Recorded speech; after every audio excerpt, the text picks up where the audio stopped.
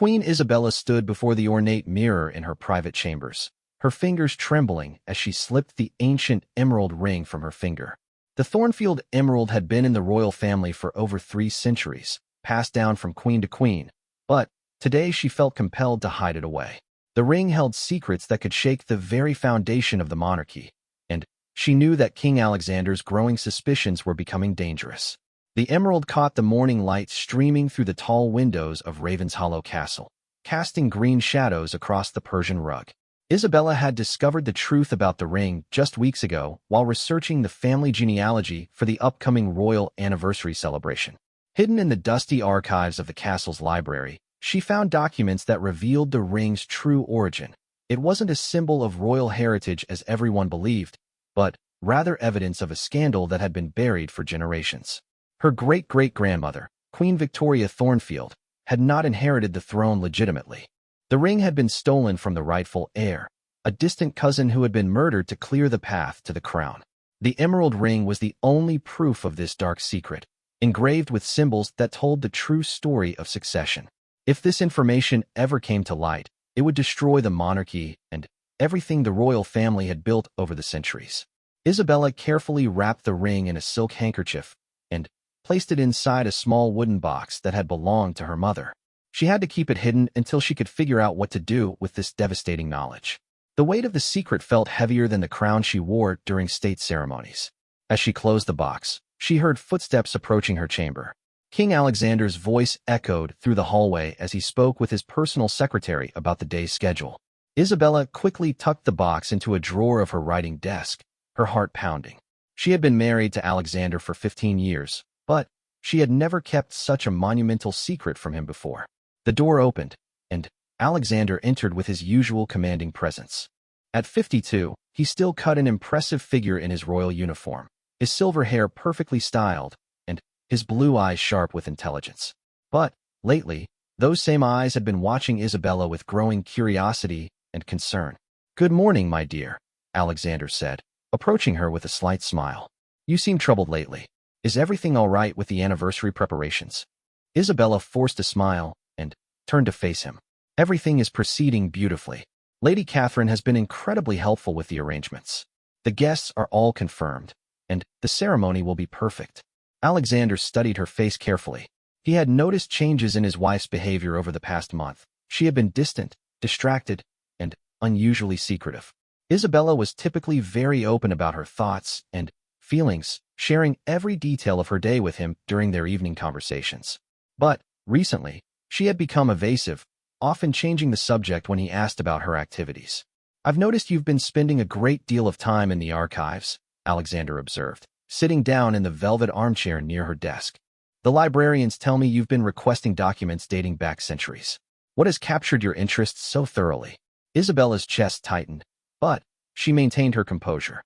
"I wanted to create a comprehensive family history presentation for the anniversary.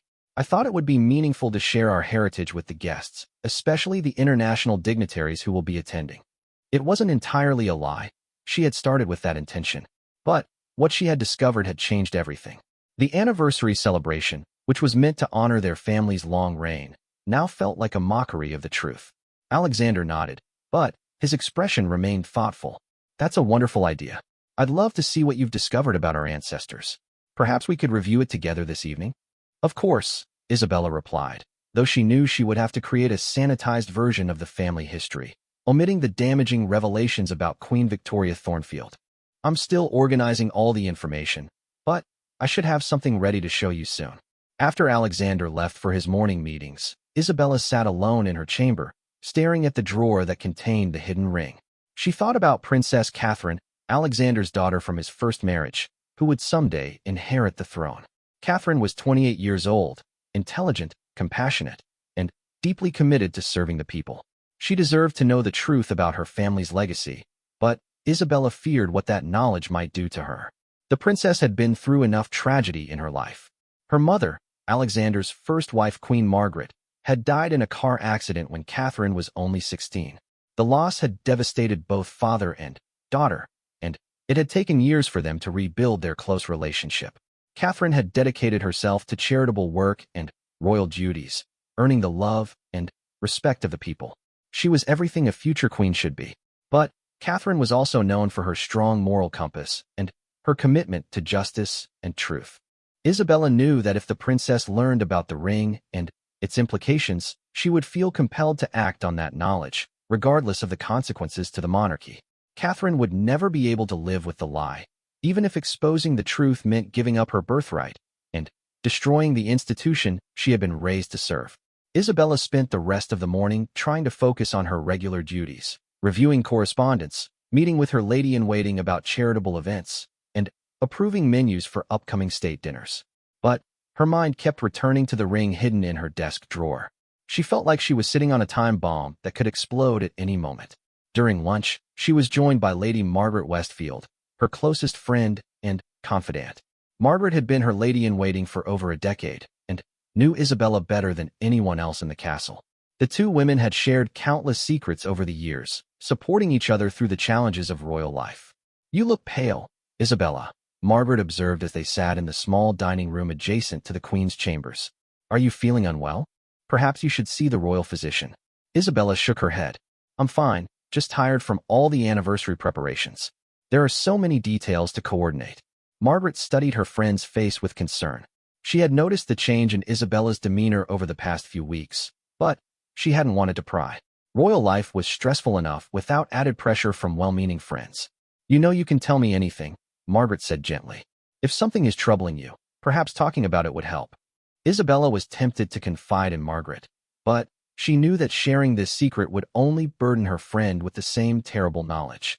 It wouldn't solve anything, and it would put Margaret in an impossible position.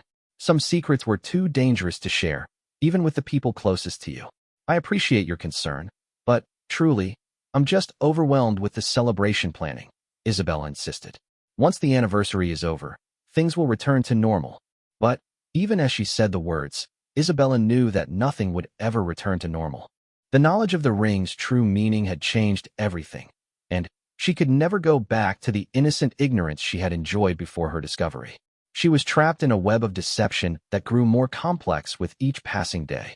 That evening, as she and Alexander shared dinner in their private dining room, she watched her husband's face and wondered how he would react if he knew the truth.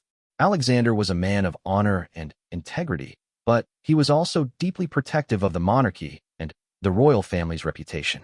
Would he choose to bury the secret as his ancestors had done, or would he feel compelled to right the wrongs of the past? The uncertainty was eating away at Isabella's peace of mind, and she knew she couldn't keep the secret forever.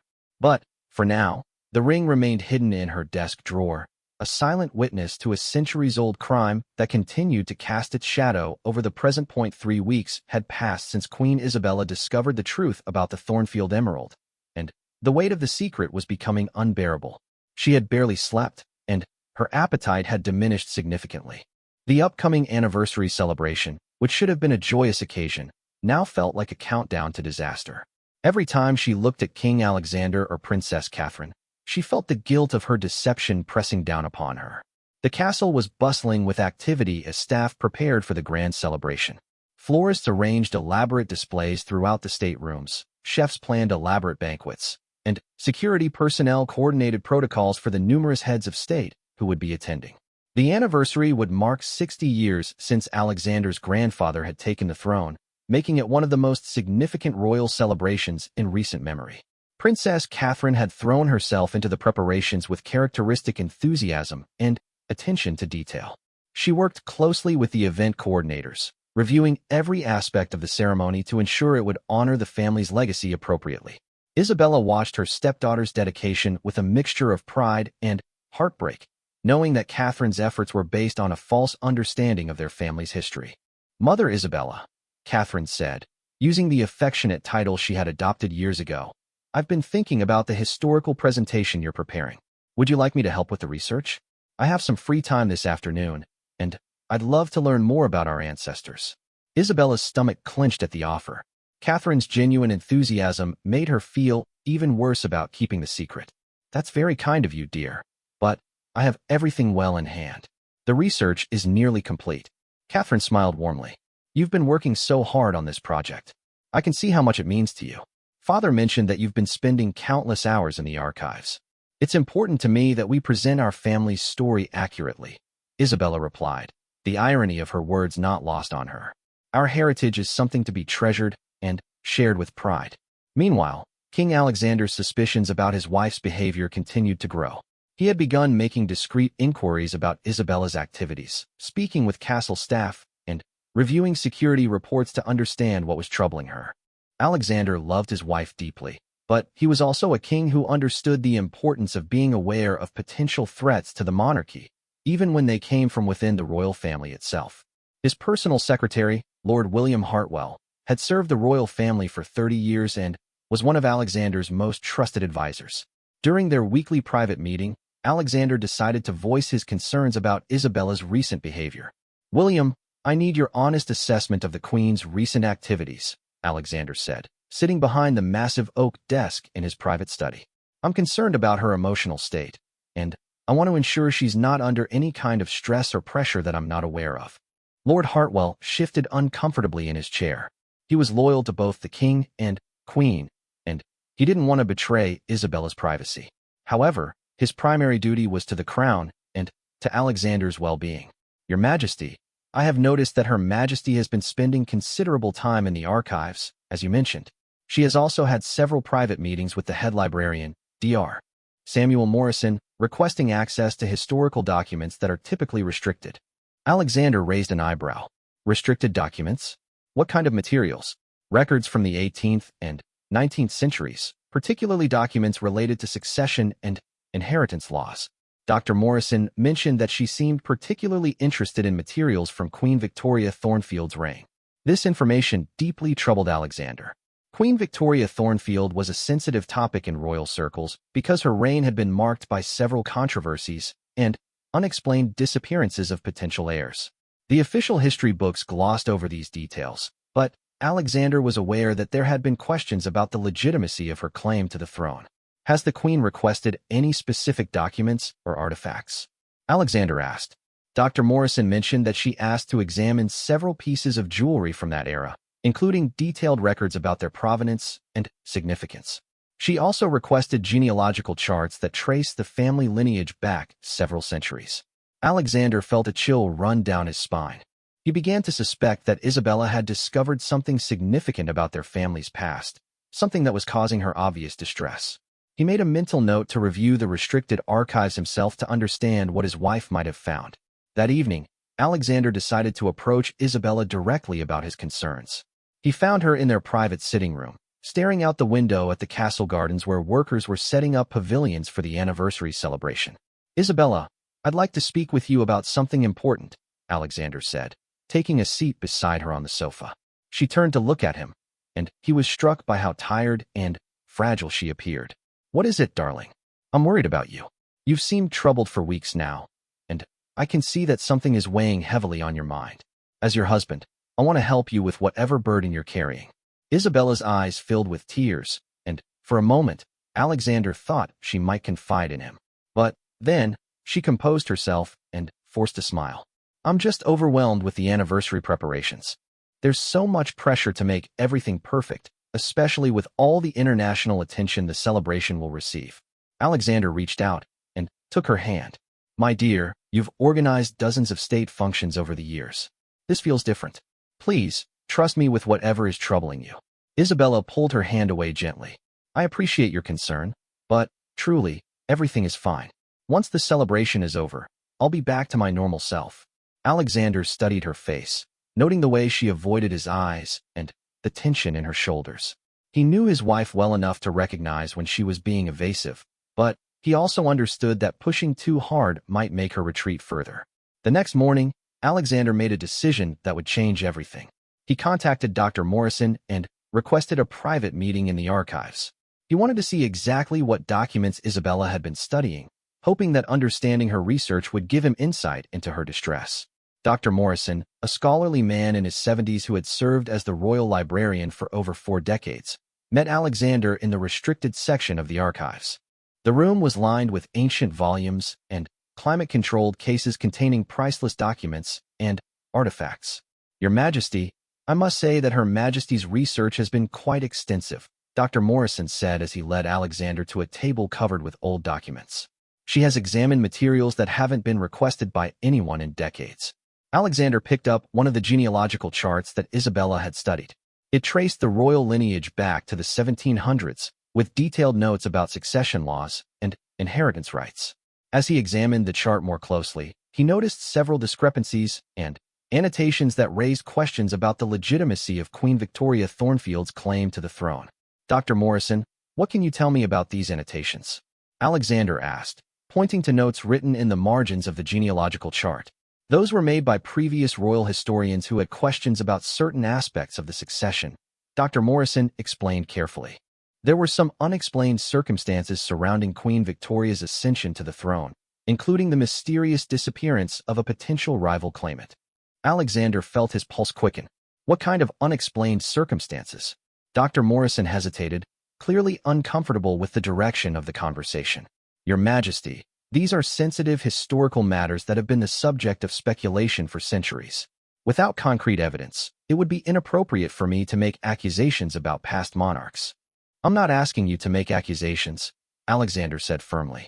I'm asking you to help me understand what my wife has discovered that has caused her such obvious distress. The librarian nodded and pulled out another document from the collection Isabella had studied. It was a letter dated from 1847, written by a court official who had served under Queen Victoria Thornfield. This letter contains allegations about the Queen's rise to power, Dr. Morrison said quietly. The author claims to have witnessed the murder of the rightful heir and suggests that certain artifacts in the royal collection contain evidence of this crime. Alexander read the letter carefully, his heart sinking as he understood the implications. If these allegations were true, then his entire family's claim to the throne was based on a lie and a murder. The anniversary celebration they were planning would be a celebration of a fraud that had lasted for over 2 centuries. Has anyone else seen these documents recently? Alexander asked. Only Her Majesty, and now yourself, Dr. Morrison replied. These materials are restricted for obvious reasons. Alexander left the archives with a heavy heart, finally, understanding the burden that Isabella had been carrying. She had discovered evidence that their family's entire legacy was built on a foundation of murder and deception. No wonder she had been struggling with the weight of this knowledge. But, as he walked back to his chambers, Alexander also felt a growing anger. Not at Isabella, but at the situation itself. How dare his ancestors put future generations in this impossible position? And how dare they leave evidence of their crimes for someone to stumble upon centuries later? He needed time to think about how to handle this revelation, and he needed to decide whether to confront Isabella about what he now knew. The anniversary celebration was only days away, and hundreds of guests would soon arrive to honor what they believed was a noble royal legacy. Alexander realized that he and Isabella were now partners in carrying this devastating secret, whether she knew it or not. The revelation about his family's dark past consumed King Alexander's thoughts for the next 2 days. He found himself unable to focus on his regular duties, often staring out his office windows while his advisors waited for responses to their questions. The weight of the secret felt crushing, and he began to understand why Isabella had been struggling so much since her discovery. Alexander decided he needed to confront his wife about what they both now knew, but he wanted to approach the conversation carefully. He understood that Isabella had been trying to protect him and the family from this devastating knowledge, but keeping the secret from each other was clearly taking a toll on both of them. He chose to speak with her in their private garden, a secluded area behind the castle where they often took evening walks together. The garden was Isabella's sanctuary, filled with roses and lavender that she had personally selected and nurtured over the years. Alexander thought the peaceful setting might help ease the difficulty of their conversation. Isabella, would you join me for a walk in the garden this evening? Alexander asked as they finished dinner in their private dining room. I'd like to discuss something important with you. Isabella looked up from her barely touched meal, her eyes showing a mixture of anxiety and resignation. Of course, darling. As they strolled along the stone pathways between the flower beds, Alexander struggled to find the right words to begin. The evening air was cool and fragrant, and under normal circumstances, this would have been a romantic and peaceful moment for them to share. Isabella, I want you to know that I'm aware of what you discovered in the archives, Alexander said gently, stopping beside a fountain that had been built by his great-grandfather. Isabella's face went pale, and she gripped his arm for support. What do you mean? I spoke with Dr. Morrison and reviewed the same documents you've been studying. I know about the allegations concerning Queen Victoria Thornfield and the Thornfield Emerald. Isabella's composure crumbled, and tears began streaming down her face. Alexander, I'm so sorry. I didn't know how to tell you. I've been carrying this burden for weeks, and it's been destroying me inside. Alexander pulled her into his arms, holding her close as she sobbed against his chest. My darling, you don't need to apologize. I understand why you try to protect me from this knowledge. But we need to face this together. They sat on a stone bench near the fountain, and Isabella finally shared everything she had discovered. She told him about finding the documents that suggested Queen Victoria had murdered the rightful heir to secure her claim to the throne. She explained how the Thornfield Emerald ring contained engravings that corroborated the allegations in the historical letters. I hid the ring in my desk drawer, Isabella confessed. I couldn't bear to wear it knowing what it represents, but I was too afraid to destroy it or reveal its significance. Alexander listened carefully, asking questions and trying to understand the full scope of what they were facing. The evidence wasn't conclusive enough to hold up in a modern court of law, but it was compelling enough to create a major scandal if it ever became public.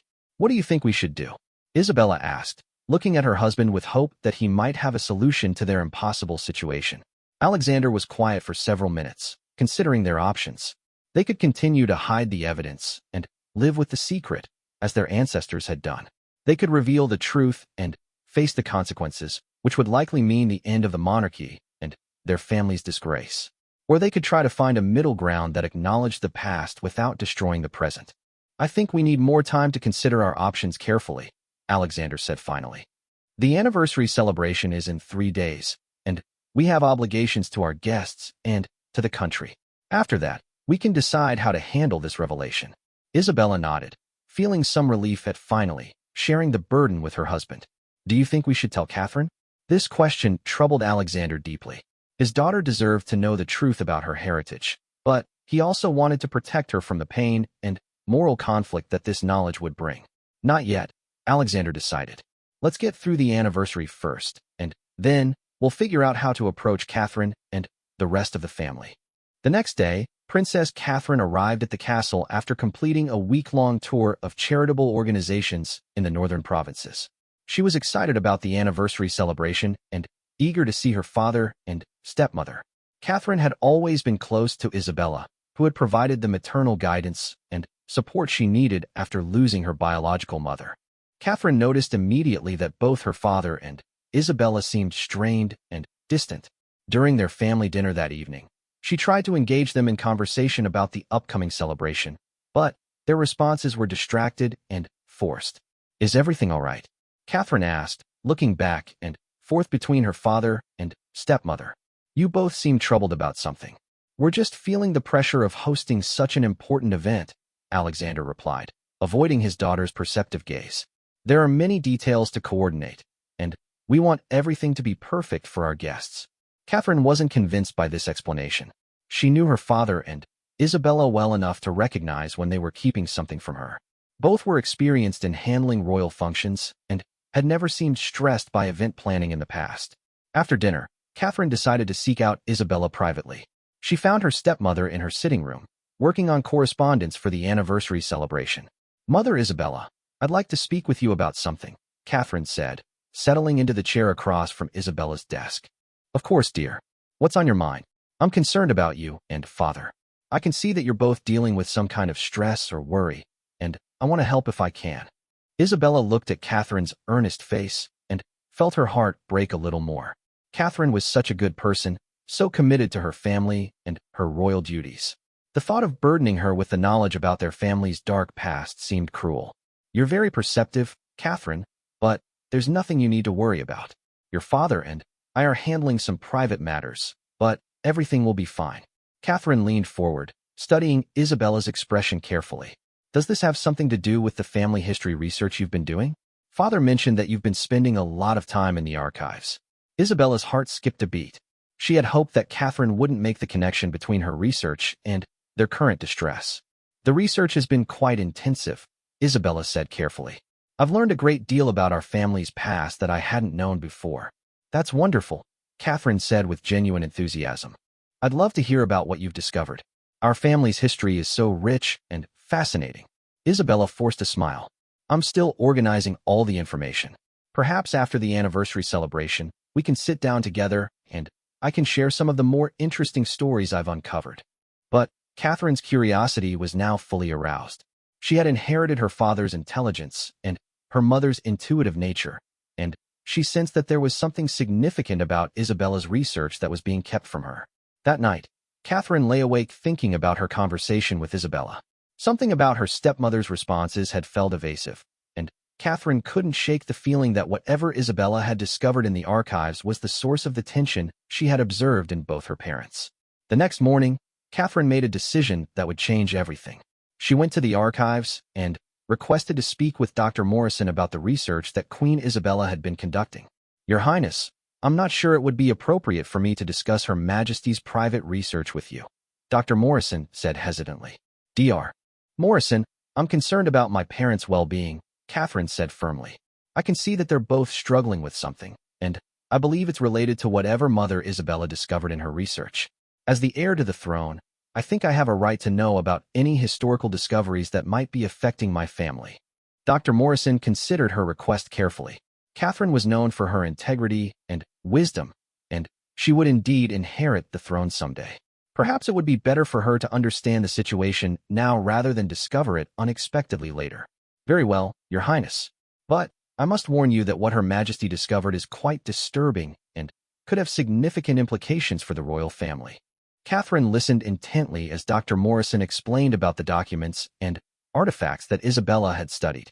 He showed her the genealogical charts, the historical letters, and explained the allegations about Queen Victoria Thornfield's rise to power.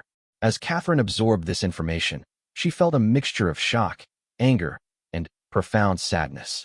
The family legacy she had devoted her life to serving was potentially built on a foundation of murder and deception. Everything she had believed about her heritage and her birthright was now in question. Dr. Morrison, you said there was a ring mentioned in these documents as containing evidence. Do you know what happened to this ring? The Thornfield Emerald is part of the Crown Jewels collection, Your Highness.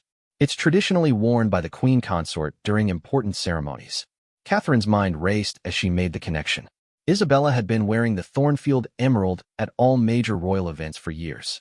If the ring contained evidence of a centuries-old crime, then Isabella had unknowingly been wearing proof of their family's dark secret.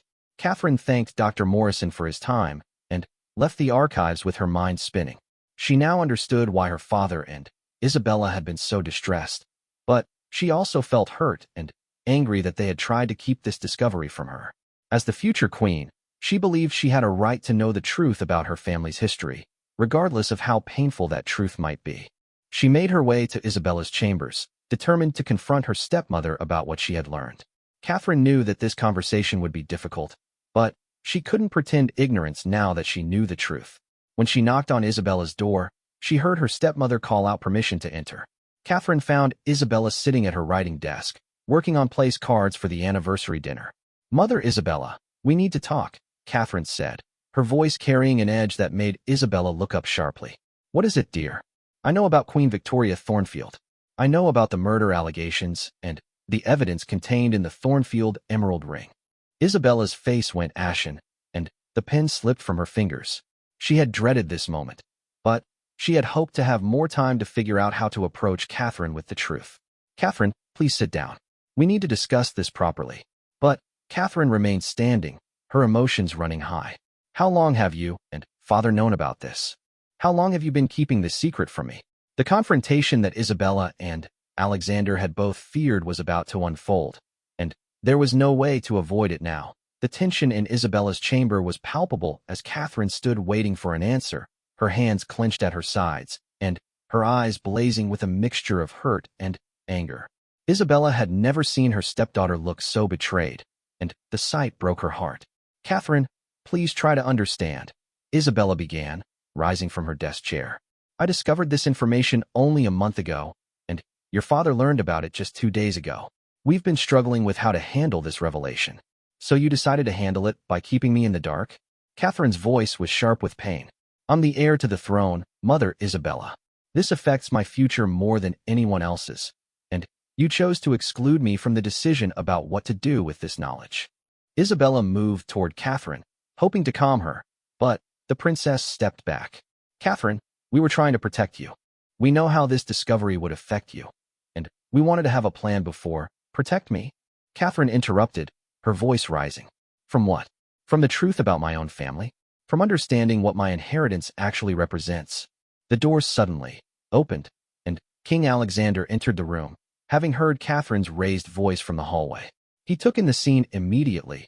Isabella's distraught expression and Catherine's angry posture told him exactly what had happened. Catherine, you've found out about the documents, Alexander said, closing the door behind him to ensure their privacy. Yes, father, I have. And I'm disappointed that both of you thought I was too weak or too naive to handle the truth. Alexander approached his daughter carefully. That's not why we kept it from you. We know you're strong enough to handle anything. We were trying to figure out the best way to move forward before involving you in this burden. Catherine turned to face both of them, her emotions raw and visible. Don't you understand? By keeping this from me, you've made me feel like an outsider in my own family. I've spent my entire life preparing to serve the crown, believing in the nobility and honor of our legacy. Now I discover that everything I believed might be based on a lie, and my own father and stepmother didn't trust me enough to include me in facing this crisis together. Isabella's eyes filled with tears. Catherine, we do trust you. We were just trying to protect you from having to carry this terrible knowledge. But I have to carry it now anyway, Catherine replied, her voice breaking slightly. The only difference is that now I also have to carry the hurt of knowing that you both chose to exclude me. Alexander stepped forward and placed his hands on Catherine's shoulders. You're absolutely right to be angry with us. We made a mistake in not trusting you with this from the beginning. We were so focused on protecting you that we forgot you're not a child anymore. You're a grown woman who deserves to be treated as an equal partner in facing our family's challenges. Catherine's anger began to soften slightly at her father's admission. I understand that this discovery has been devastating for both of you, but we need to face this together as a family. Keeping secrets from each other will only make this situation worse. Isabella nodded, wiping away her tears. You're absolutely right, Catherine. From now on, we share everything. No more secrets. No more trying to protect each other from difficult truths. Good, Catherine said, settling into the chair across from Isabella's desk. Now, I want to see the ring. I need to understand exactly what evidence we're dealing with. Isabella's hand instinctively moved toward the desk drawer where she had hidden the Thornfield emerald. Catherine, are you sure you want to see it? Once you examine the evidence yourself, there's no going back to ignorance. I'm sure, Catherine said firmly. I need to see exactly what we're facing. Isabella opened the drawer and retrieved the small wooden box containing the ring. She placed it on the desk and slowly opened it, revealing the ancient emerald surrounded by intricate gold settings. Even in the afternoon light filtering through the windows, the ring seemed to glow with an otherworldly beauty.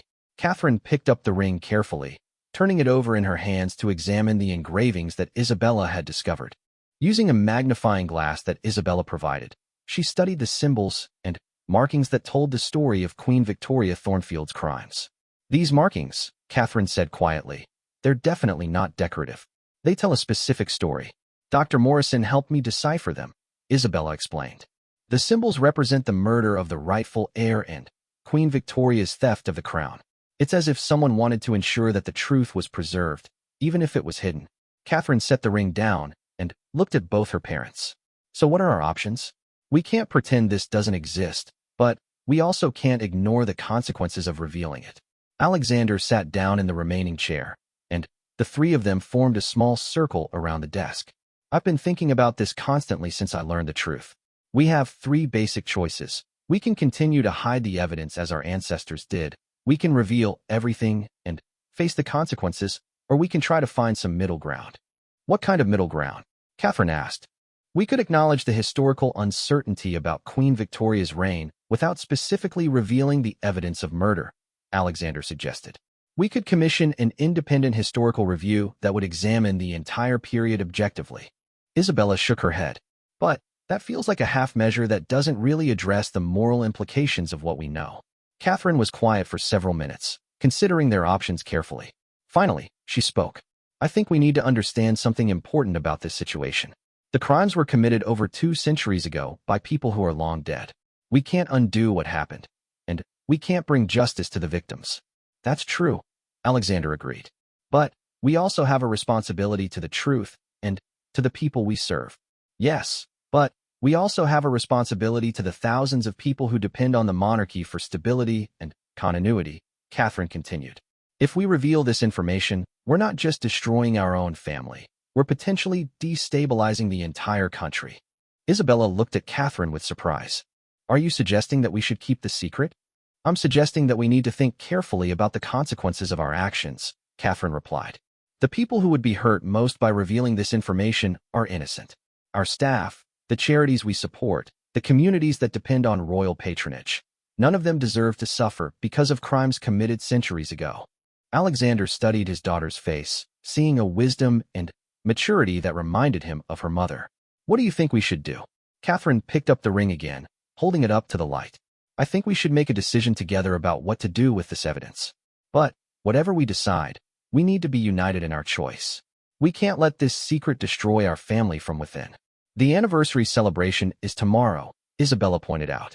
We need to decide how to handle that first. We proceed with the celebration as planned, Catherine said firmly. Our guests are coming to honor our family's service to the country, regardless of what happened in the distant past. We can't let this historical discovery overshadow the positive contributions our family has made over the years. Alexander felt a surge of pride at his daughter's wisdom and strength. After the celebration, we'll have time to consider our long-term options more carefully. Agreed, Isabella said. But we need to decide what to do with the ring. I can't bear the thought of wearing it tomorrow, knowing what it represents. Catherine considered this for a moment. What if I wore it instead? Both Alexander and Isabella looked at her in shock. Catherine, you can't, Isabella protested. The weight of that knowledge, the symbolism, if our family is going to bear this burden, then I should be the one to carry it, Catherine interrupted. I'm the heir to the throne. If anyone should wear the evidence of our ancestors' crimes, it should be me. Alexander shook his head. Catherine, that's too much to ask of you. You're not asking it of me, father. I'm choosing it. Catherine's voice was steady and determined. If I'm going to inherit this throne, then I need to accept all of its history, the noble parts and the shameful parts alike. Isabella reached across the desk and took Catherine's hand. Are you sure about this? Once you wear that ring knowing what it represents, you'll be making yourself a keeper of this secret. Catherine squeezed Isabella's hand. We're all keepers of this secret now. The question is whether we're going to let it divide us or unite us. As the three of them sat together in the fading afternoon light, they made a pact to face whatever came next as a united family. The anniversary celebration would proceed as planned, but everything had changed between them. They were no longer just royals carrying on a family tradition. They were guardians of a dark secret that could either destroy them or strengthen their bonds. The rings sat on the desk between them, a silent reminder of the complex moral landscape they would now have to navigate together. Tomorrow, hundreds of guests would celebrate their family's legacy, unaware of the burden that the three most important members of the royal family now shared. Catherine picked up the ring one more time, slipping it onto her finger to test the fit. It was slightly loose, but it would stay in place during the ceremony. Tomorrow, I'll wear this ring and smile for our guests. But we'll know the truth it represents, and we'll face that truth together. Alexander and Isabella exchanged glances, both thinking the same thing. Their daughter had shown more courage and wisdom in the past hour than many people displayed in a lifetime. Whatever challenges lay ahead, they would face them with Catherine's strength to guide them. The morning of the anniversary celebration dawned bright and clear, with a gentle breeze that carried the scent of roses from the castle gardens. Despite the beautiful weather and the excitement building throughout Ravenshollow Castle, the royal family faced the day with heavy hearts. The secret they now shared had changed everything, but they were determined to honor their commitments to their guests and their country. Princess Catherine stood before the full-length mirror in her dressing room as her lady-in-waiting helped her into the elaborate gown she would wear for the ceremony. The dress was a masterpiece of royal couture, made from deep blue silk with intricate gold embroidery that caught the morning light. But Catherine's attention was focused on the Thornfield emerald ring on her finger, its weight a constant reminder of the burden she had chosen to carry. Your Highness, you look absolutely radiant, Lady Sarah commented as she made final adjustments to the gown's train. The emerald ring is a perfect complement to your dress. Catherine smiled tightly. Thank you, Sarah. It's a very significant piece of family history. Down the hall, Queen Isabella was having her own preparations overseen by Lady Margaret, who immediately noticed the Queen's improved demeanor compared to the previous weeks. "You seem more at peace today," Margaret observed as she helped Isabella with her jewelry. "I was worried about you, but you appear to have found some resolution to whatever was troubling you." Isabella looked at herself in the mirror, wearing a stunning cream-colored gown adorned with pearls and diamonds. For the first time in weeks, she felt some sense of relief. Sharing the secret with Catherine and Alexander had lifted the crushing weight of isolation she had been carrying. "Sometimes the hardest problems require facing them with the people you love," Isabella replied. "I learned that lesson this week." King Alexander spent the morning reviewing the guest list and ceremony schedule with his staff. Heads of state from 12 countries would be attending, along with nobility from across Europe and representatives from the Commonwealth nations. The celebration would be broadcast live to millions of people around the world, making it one of the most watched royal events of the decade. As the guests began arriving in the early afternoon, the royal family took their positions to greet the dignitaries. Catherine stood between her father and stepmother, the emerald ring catching the light from the crystal chandeliers in the Great Hall. To the arriving guests, they appeared to be the perfect royal family, elegant, united, and confident in their roles. Emperor Johann of Avalonia, one of the most respected monarchs in Europe, was among the first to arrive. He greeted Alexander warmly before turning his attention to Catherine. "Your Highness, you look magnificent today," Emperor Johann said, taking Catherine's hand to kiss it formally. "That emerald ring is extraordinary. I don't believe I've seen it before." Catherine felt her heart skip a beat, but she maintained her composure. "Thank you, Your Imperial Majesty. It's a family heirloom with quite a history." "I'd love to hear that history sometime," the emperor replied with genuine interest. "Ancient jewelry often has fascinating stories attached to it." "Perhaps another time," Catherine said graciously, gently withdrawing her hand. There are so many guests to greet today. As more dignitaries arrived, Catherine found herself constantly aware of the ring and the questions it might provoke. Several guests commented on its beauty and uniqueness, each compliment feeling like a weight added to her conscience. The formal ceremony began at 4 o'clock in the castle's grand ballroom, which had been decorated with thousands of white roses and gold accents. Alexander delivered a speech about the importance of tradition, service, and family legacy, his words carrying extra meaning for the 3 people who knew the complicated truth about their heritage. "Our family has served this nation for generations," Alexander said, his voice carrying clearly throughout the ballroom. "We have faced challenges, celebrated triumphs, and always strive to put the needs of our people first. Today, we honor not just our past, but our commitment to the future." Isabella watched her husband deliver the speech, thinking about how different those words sounded now that they knew about Queen Victoria Thornfield's crimes. Alexander was speaking about an idealized version of their family's history, but he was doing so to protect the institution they all served. Catherine sat in the place of honor beside her father, her hands folded carefully in her lap to keep the emerald ring visible to the cameras that were broadcasting the ceremony worldwide. She thought about all the people watching who believed in the monarchy and found inspiration in the royal family's dedication to service. Did they have the right to destroy that faith by revealing centuries-old crimes? After the formal ceremony, the guests moved to the state dining room for an elaborate banquet. Catherine found herself seated between the Prime Minister of Canada and the Princess of Luxembourg, both of whom engaged her in conversation about her charitable work and her preparations for eventually inheriting the throne.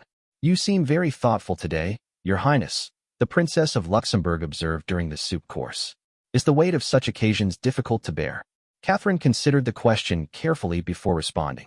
"I think any significant ceremony makes you reflect on the responsibilities that come with our positions. We carry not just our own hopes and dreams, but those of everyone who looks to us for leadership and stability." The Prime Minister of Canada nodded approvingly. "That's a very mature perspective. Your future subjects are fortunate to have someone who takes the weight of leadership so seriously." As the evening progressed, Catherine began to feel more confident in her decision to wear the ring and keep the secret.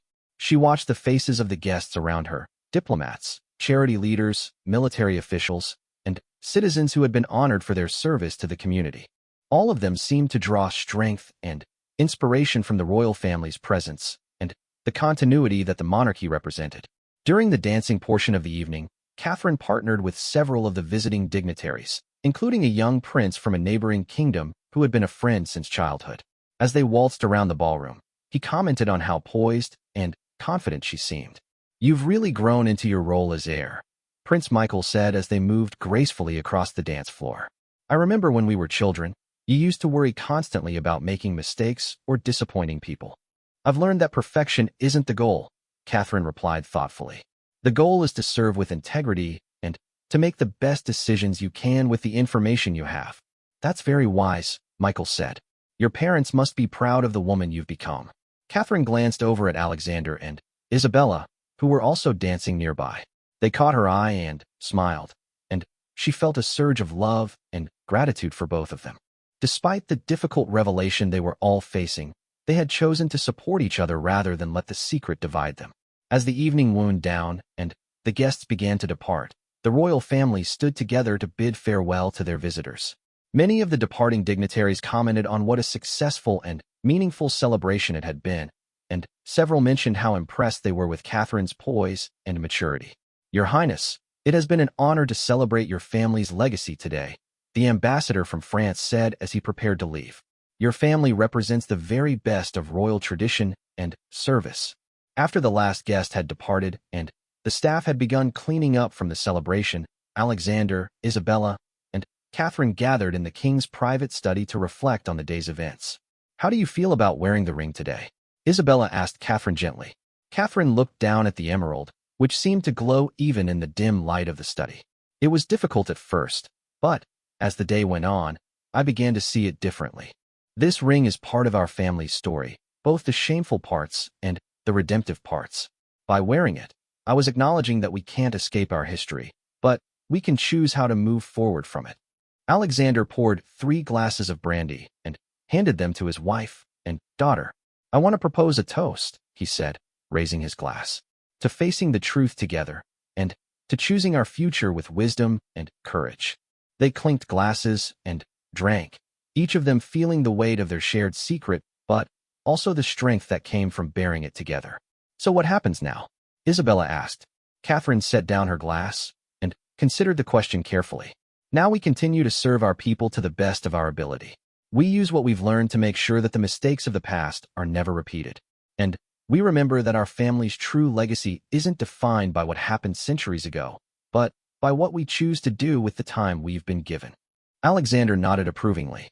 "You're going to be an extraordinary queen, Catherine." "We're going to be an extraordinary family," Catherine corrected gently. "Whatever challenges come our way, we'll face them together." As they sat together in the quiet study, the 3 of them felt a sense of peace despite the heavy knowledge they carried. They had chosen love and unity over fear and isolation, and they had found a way to honor both the truth and their responsibilities to the people they served. The Thornfield Emerald would remain in the royal collection, a reminder of their family's complicated history. But it would also serve as a symbol of their commitment to facing difficult truths with courage and wisdom. The ring's dark past was part of their story, but it wouldn't define their future. Outside the castle windows, the first light of dawn was beginning to appear on the horizon, marking the beginning of a new day and a new chapter in their family story. Whatever challenges lay ahead, they would meet them as they had learned to meet this one, together with honesty and with an unwavering commitment to serving something greater than themselves. The secret of Queen Victoria Thornfield's crimes would remain hidden, but the lesson it had taught them about truth, family, and responsibility would guide them for the rest of their lives. They had chosen to be guardians not just of their family's legacy, but of the values and principles that would define their rule for generations to come.